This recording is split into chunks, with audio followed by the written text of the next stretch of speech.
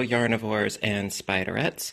Fiber Spider back again with part 2 of the autumn leaf shawl, and I can't tell you how delighted I am at all of your really encouraging bits of enthusiasm in the comments section. I'm absolutely loving how this is coming out, aren't you?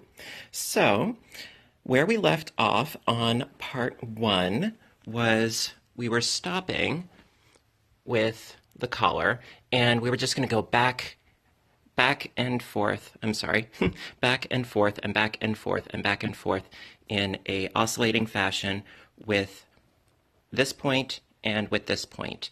And now,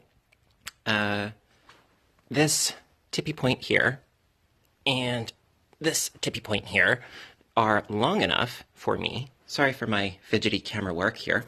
I'm sort of winging it. Those 2 points at the top there, on either side, those are sufficient length for me as far as it being fingertip to fingertip.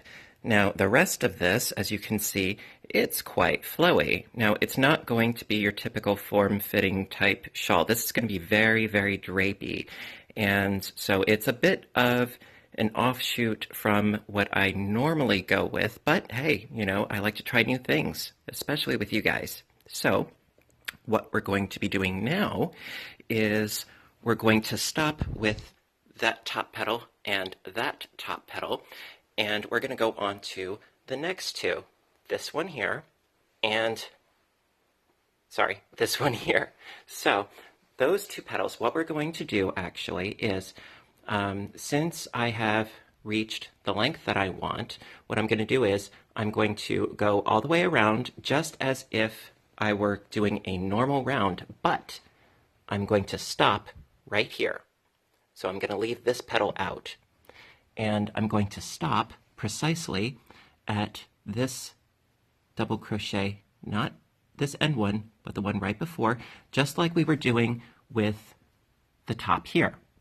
Okay? And so we're going to oscillate again back and forth from this petal. We're going to stop here, and then we're going to go back, and then we're going to stop here.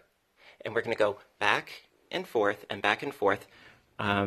for a total of 5 rows, okay?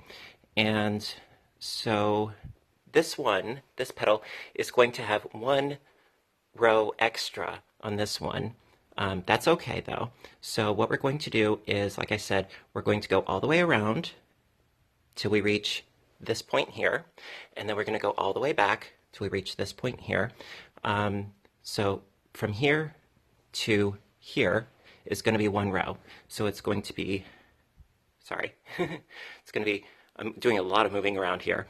Don't mean to make you dizzy. So from there to there is row 1, there to there is row 2, and so you're going to end on your 5th row, and that is going to be working on building these up and no longer working on this one and this one here. Okay, so I'm going to do those 5 rows, and then I will meet back up with you. All right, see you in a bit. Hello, my dears. All right, so as you can see, we have our edge there for the second petal on this side, and then on this side we have our edge there. So now what we're going to do is we're going to do another 5 rounds. This time we're going to involve this petal down here and this petal down here. So how it's going to work, just like we did before, so it's going to go from here around, and we're going to stop here. So we're leaving out this petal here. So we're going to stop here at this second one right here. We're going to end right here. And so then that's going to be row 1. Then from here back to here, again, leaving off that one, is going to be row 2. So from here back to here, 3, here to here is row 4, here back to here is row 5. So we ended on that side, and now we're going to end on this side. Okay, so that's going to be another 5 rows. Then what you're going to do, very much in the same fashion, we're going to do this bottom tip down here. And so then, after you do the 5 rows involving this petal and this petal, the bottom 3, leaving out the ones that we just did. So after we do those 5 rows, then, so we're ending over on this side. So then we're going to do another 5 rows starting from here, going from here down to here, okay, leaving off this petal. And so then from here to here is going to be row 1. So then here to here is row 2. Here to here is row 3. Here to here is row 4. Here to here is row 5. And that, my dears, is the end of the actual construction of this mammoth shawl, which this is going to come down really far. And I am thoroughly crazy of these colors. I'm just, I'm in love. Now, what I'm thinking is, if I have enough yarn for this skein, I'm in my 3rd skein right now, as you can see, and I should have enough because as we keep going, we're using less yarn because now I'm just going to be involving the 3 petals and then just the 1 petal at the bottom. So if I have enough yarn, what I would love to do is to do an entire round of single crochet stitches around the entire piece. And that way it will clean up these edges just a little bit. You know, I think it looks fine. However, it might give it a more uniform quality. So we shall see. Again, like I said in the first video of this series, this is a bit of an experiment, and I'm sort of, winging it. And for those of you that can appreciate what I'm doing, I am so thoroughly grateful because I'm trying to think outside of the box, and I really want to share that with you. So let's get stitching, and I'll meet back up with you, and we'll see where we're at. All right, see you in a bit. Hello again. So I finished up the last point, the last petal of my shawl, and I am so delighted because I have plenty of yarn. And like I said, this was the 3rd skein that I was using. Now this is the Lion brand mandala yarn in the colorway of Centaur. Just as a recap, no, not sponsored, but I love the yarn. So what we're going to do, since I apparently have enough yarn, is I'm going to show you how to do a single crochet edge around this entire piece. It's really simple. Don't worry, no actual stress involved. So what I'm going to do is I'm just going to simply chain 1, and then in this space here, going underneath the bar, I'm going to do 2 single crochets, and then underneath this bar, 2 single crochets. So when you're going down the side edge here, you're going to do 2 singles in each.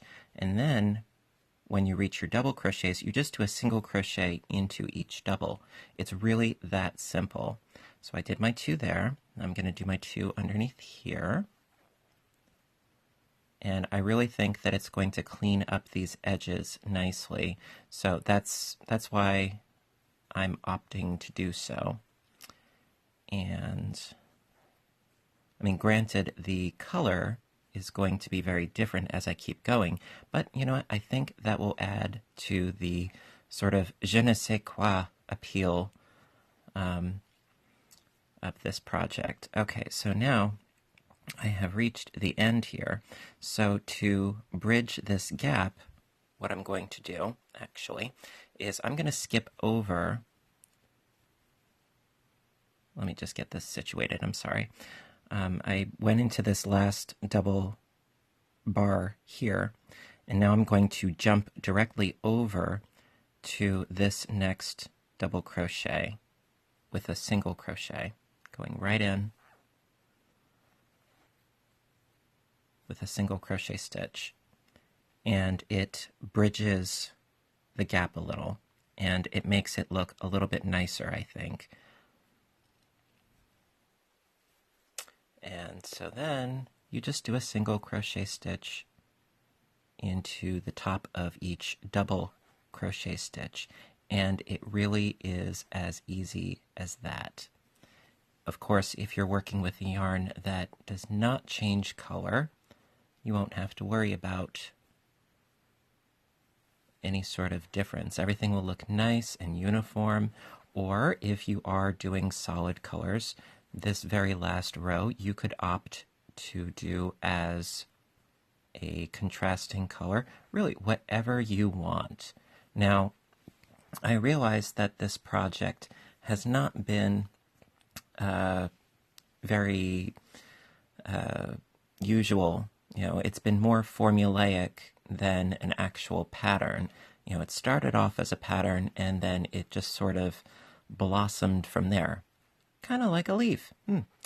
And I've had so much fun doing this with you guys. I really have, and I really hope that you are enjoying this too, because this is, an experiment that I brought to a really nice level of fruition, and I am tickled pink, or in this case, autumnal colors.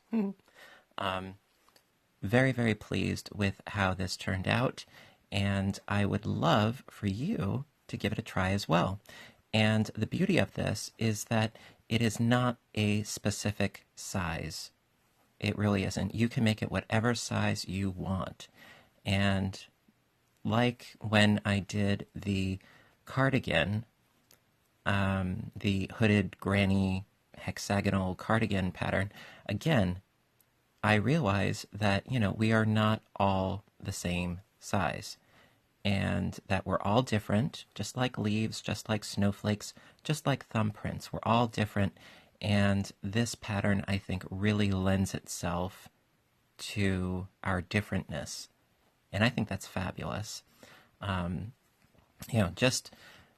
Making the those points at the top as long as you want them, and then you start in with going through the other petals, so to speak, of the leaf, and go from there. It's really that easy, and I really hope that you've enjoyed this as much as I have, because I love this. And so actually, since we've reached the chain 3, I just have one more. When you get to the chain 3 space, all you have to do is 3 single crochets. Easy as that. And then, just continue along. And then when you reach the side edge here, you would do a single crochet into the top here.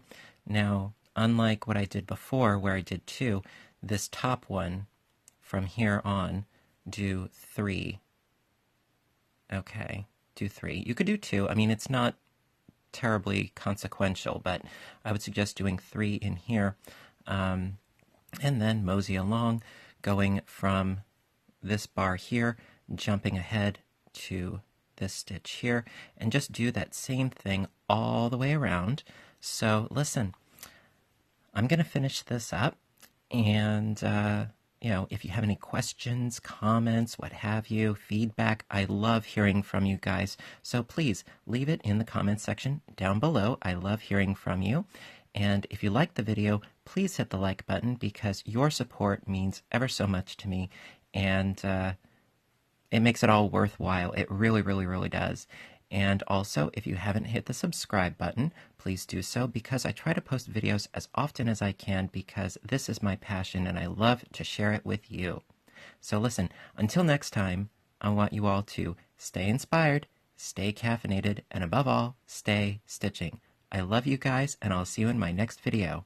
Bye for now.